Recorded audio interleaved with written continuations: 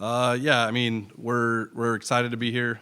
Uh, we've worked hard to put ourselves in this position to, win the MAC and then go to regional, and this is a great regional. We're excited to be here. I've never personally been here before, and to Oklahoma, and I was looking forward to coming out here. And we got out and we got some swings and some ground balls. The facility is immaculate, and we can't wait for the atmosphere. We're looking forward to it.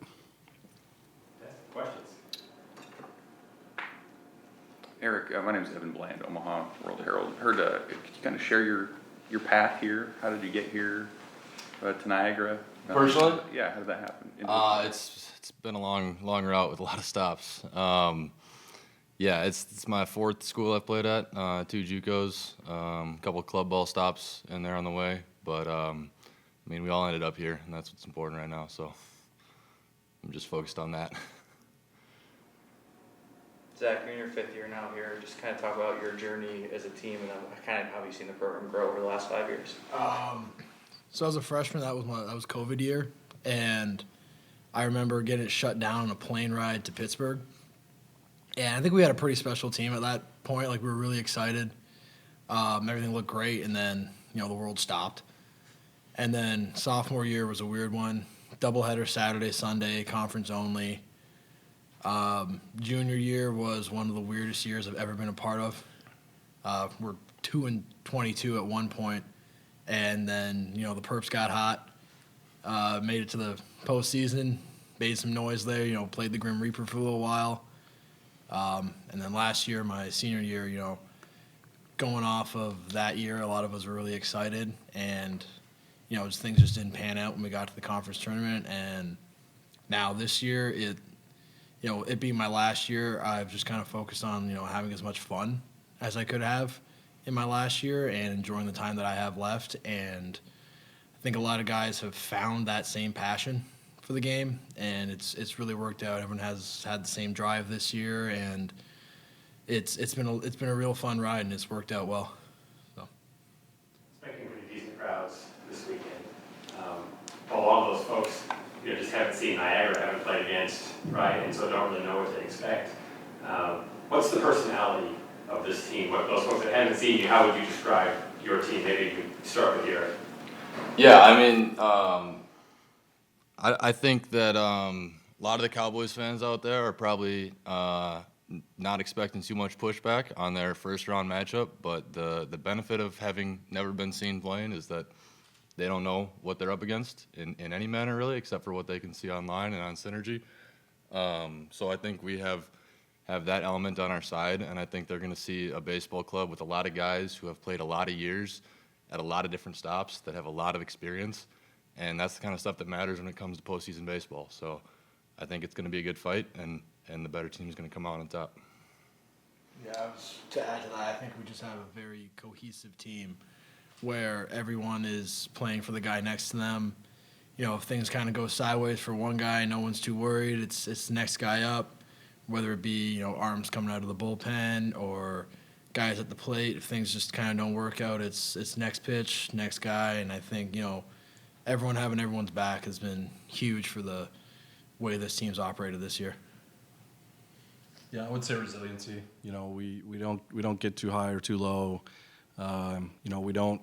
The highs are great, and we enjoy them, and we're super excited to be here. But we also understand that we've got baseball to play, and we've got to keep our heads. And then the lows, the lows are the lows, and we get past them pretty quick. And so I think that was the story with the conference tournament, is just our resiliency. And when we get down, we're not out, and when we get up, we know there's a lot of baseball to play. And so it's just a really resilient team. It's a fun team to be around. We'll have a lot of fun. There'll be a lot of fun playing baseball and just a lot of excitement.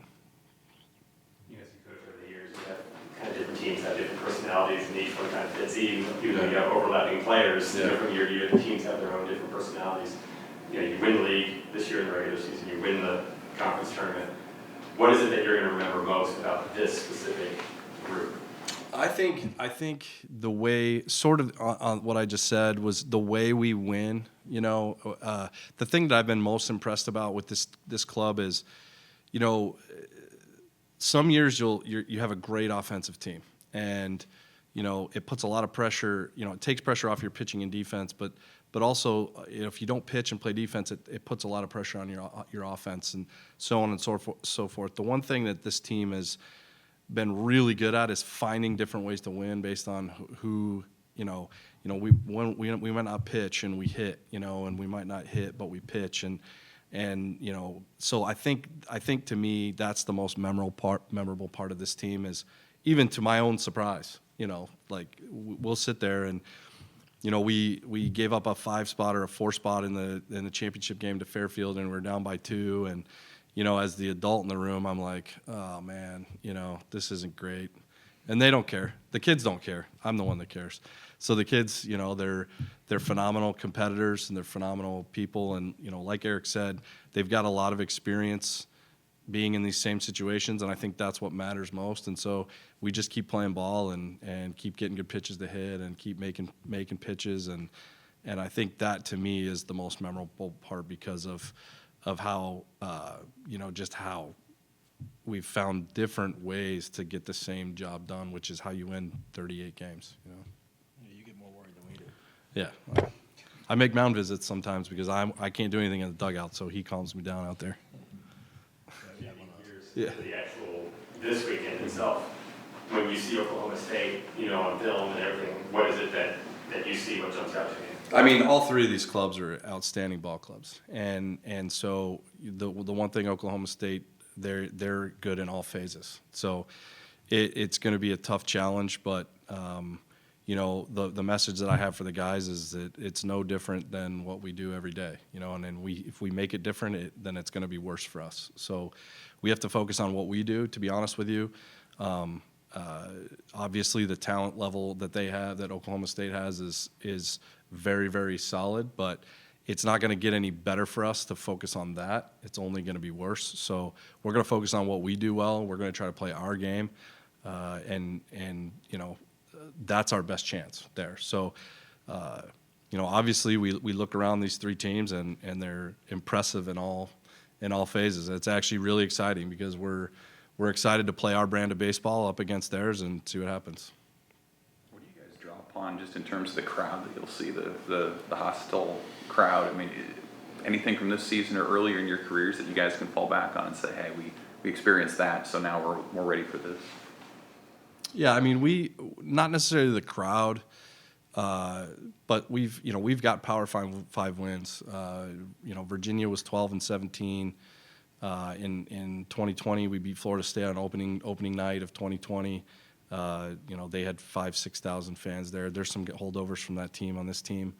We beat Oregon at Oregon last year in a midweek game. We split with JMU, it was 18th in RPI.